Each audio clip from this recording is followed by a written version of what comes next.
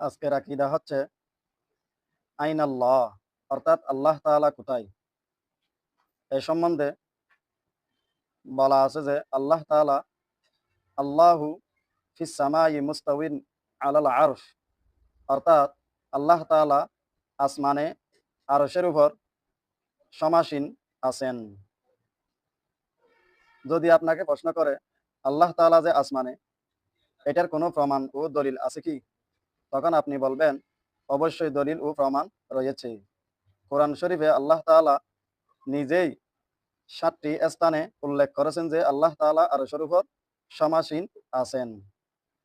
তার মধ্যে সূরা মুলুকের ১৬ নম্বর আয়াতে আল্লাহ তাআলা বলেন, আমিনতুম মান ফিস সামা, অর্থাৎ হে মানব জাতি, তোমরা কি ওই সত্তা থেকে নির্ভয় হয়ে গেছ যিনি আকাশে আছেন।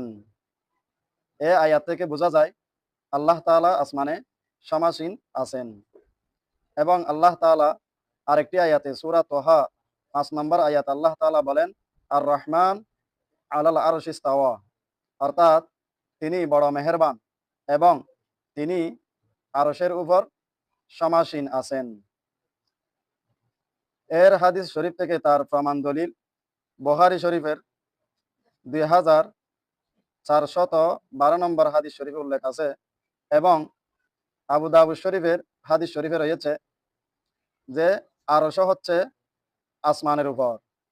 আরশ এটা আল্লাহর গম্বুজের মতো আসমানের উপরে আছে। তাহলে আমাদের সারমর্ম আকীদা হচ্ছে আজকে আল্লাহ তাআলা কোথায় বললে কিও, তার উত্তরে আমরা বলবো যে আল্লাহ আসমানে আরশের উপর সমাসীন আছেন। এতটুকু আমাদের উত্তর।